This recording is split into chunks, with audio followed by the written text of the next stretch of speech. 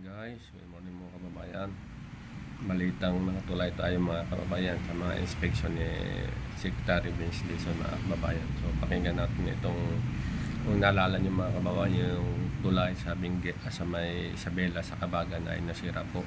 Ngayon po ay bubuksan mga kababayan pero stealth break po muna pa samantalang madaanan ng ating mga kababayan doon at mga biyahero mga kababayan. So pakinggan po natin itong report mga kababayan.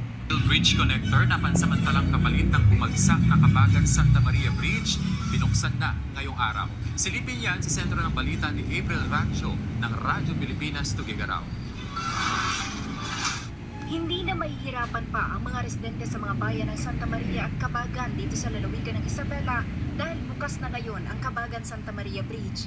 Para kay Kuya Alan na isang tricycle driver, malaking ginhawang tulay dahil mapapadali raw ang paghahatid niya ng mga pasahero sa dalawang bayan. Maganda sa amin, lalo sa aming mga drivers. Malaking tulong na po itong nabuksan ulit yung tulay na po natin. At hindi na po naabala yung mga pasaheros dahil dito nga, dahil sa tulay na ito, malaking tulong po sa amin. Si Aldrin naman na taga Santa Maria, hindi na raw kailangang umikot pa, lalo na kapag umaapaw ang Cagayan River. Kapag kami po galing kaming Santa Maria, mas okay po doon na nagbukas na, lalong-lalo na kapag yung overflow bridge hindi po madaanan. Nahihirapan po yung mga yan po sa amin, Santa Maria. Ang mabilis na pagbubukas ng tulay ay tugon sa direktiba ni Pangulong Ferdinand R. Marcos Jr. noong nakaraang taon na tapusin ang steel bridge connector sa gumuhong bahagi ng tulay. Nais kasi ng Pangulo na agad na masolusyonan ang pagkantala ng kabuhayan at pampublikong serbisyo sa lugar. At para ligtas na magamit ang tulay, may mga restriction na ipatutupad ang Department of Public Works and Highways o DPWH. Una, magiging passable lamang ito para sa mga sasakyang may maximum gross weight na 3 tonelada at 2.5 meters overhead height. May traffic cones din na nilagay upang gabayan ang mga sasakyan sa center lane ng one-way arch bridge. Bukod dito, magiging 24/7 ang traffic management sa tulay upang masiguro na walang sasakyang makalulusot at lalabag sa itinakdang safety measures. Pagtitiyak naman ni DPWH Secretary Vince Dizon, sisimulan na nilang gawin ang permanenteng solusyon para sa naturang tulay upang kayanin ang mas mabibigat na sasakyan. Yung agreement dun sa solusyon, sisiguraduhin lang natin mapagod starting 2020. Sisiguraduhin natin. Para masimulan na next year, this year gagawin natin yung final na disenyo. Next year, sisimulan na natin. So hopefully, 2.5 years matatapos na po. Pero in the meantime, magagamit pa rin siya noon ng 90 years. Kasi kawawa naman yung kababayan. Sa ngayon, patuloy ang pagsusumikap ng kagawaran na mapabilis ang ilan pang proyektong pang-infrastruktura para sa mas maginhawang pamumuhay ng ating mga kababayan. Mula rito sa Isabela para sa Integrated State Media, April Salukang Radyo ng Radyo Pilipinas. Matapos mag-isaya sa pagdiriwang Dito naman tayo sa bypass road sa Baguio. Sabado, si DPWH Secretary Vince Dizon balik ito muli sa pag-iinspeksyon sa iba't ibang proyekto ng ahensya. Isa sa kanyang binisita sa lungsod ay ang higit 4 na kilometrong habang major main bypass road sa Barangay Luwakan proper. Magsisilbi itong alternatibo mula Kenner Road papuntang Barangay Luwakan proper at layo nitong maitsa ng mabigat na daloy ng trapiko. Pero ng kanyang bisitahin, hindi sumang-ayon ang kalihim sa ideya ng proyekto. Gumawa kayo ng kali na ito, wala na magpapasukan.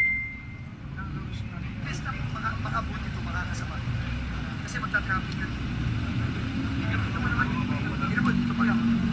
Anya, nakakapanghinayang daw ito lalo pat 9 na taon nang ginagawa ang kalsada. Tagal na pala. Nasa kalahating bilyong piso ang ginastos dito. Kaya naman para hindi raw masayang ang proyekto, tatapusin na lang ito pero hindi pa agad-agad mapapakinabangan ng gusto.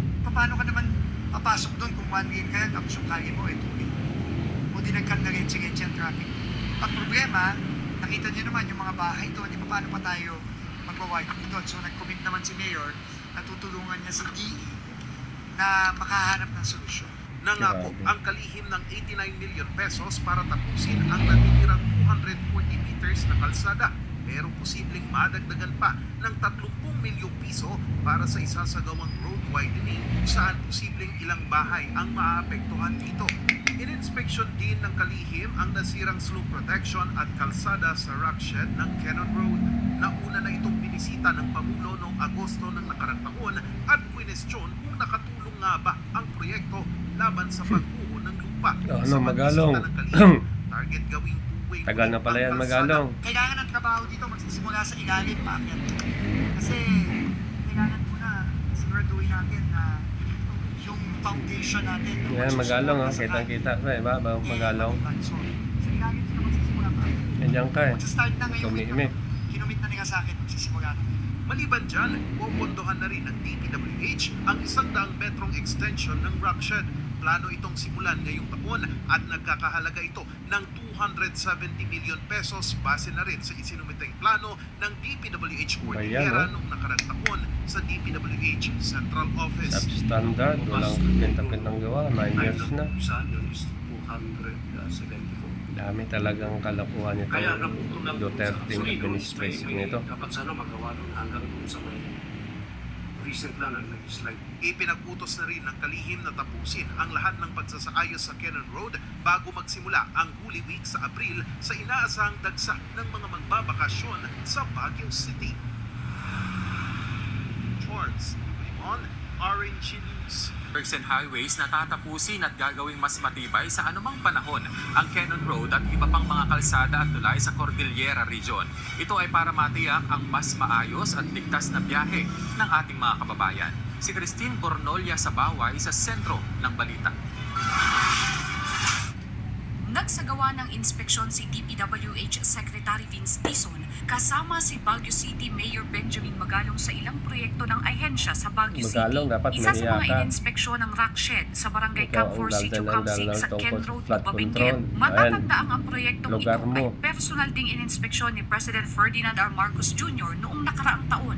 Ayon sa kalihim, may pondo ng 270 milyon ang proyekto ngayong taon at inaasahang matatapos sa susunod na taon. Agad itong pasisimula ng kalihim sa lalong madaling panahon. Talagang tututukan natin to. Tututukan ko, tututukan ng ating RD, tututukan ng ating DE. Pero, syempre, babantayan din tayo ng mga local governments natin. So, yun ang commitment natin. Hindi naman magkukomit si Pangulo na hindi na gagawin ng maayos at on time. So, gagawin natin ito ng tama. At gagawin natin ito ng mabilis. Magsa-start na this week. Pinuntahan din ng kalihim ang Great Wall of Baguio sa Purok Ungasan, Barangay Luwakan proper sa Baguio City. Inaasahang ding matatapos ito ngayong taon. Mahigit 100 milyon naman ang nailatang na pondo para sa proyekto. Ang Great Wall of Baguio ay magsisilbing direktang koneksyon mula sa Cannon Road patungong Luwakan Airport nang hindi na daraan sa sentro ng lungsod. Inaasahan din itong magiging isa sa mga local tourist destination. So, nag-commit naman si Mayor na tutulungan niya sa DE Ano na yan? makahanap ng solusyon. Oo. Sa'yo Meron yan. tayong magagawa. Dami Kahit ka na ng daldan. question pa ni Mayor yung kalye yun, sabi nga niya sa akin, Secretary, nandiyan na yung bangko. Halos mahigit kalahating bilyon na yung ginasta ng gobyerno doon. So, kailangan na lang natin ayusin. So, nagpapasalamat naman ako ni Mayor na tutulong siya na maayos natin yung exit, entry mula Luwakan at exit papuntang Luwakan. Samantala, inaasahan namang magpapatawag ng meeting si Mayor Benjamin Magalong para pahintuin ang mga illegal na pagmimina sa Luwakan hanggang Cannon Road. Mag-meet kami in 2 weeks. Mag-meet ulit yung Dapat mining lang. regulatory board. Mag-usapan din namin. Kasi marami kami na-discover na mga panels niya. Tiniyak ng kalihim na ang lahat ng proyektong hindi pa natatapos sa lungsod ay kailangang makumpleto ngayong taon. Christine Bornolia sa Baway.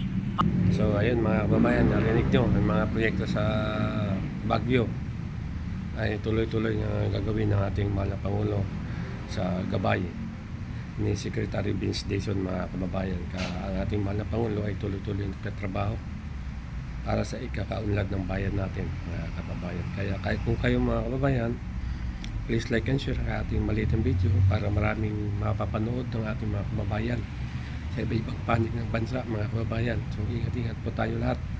So God bless us all. Bye-bye. Bye-bye.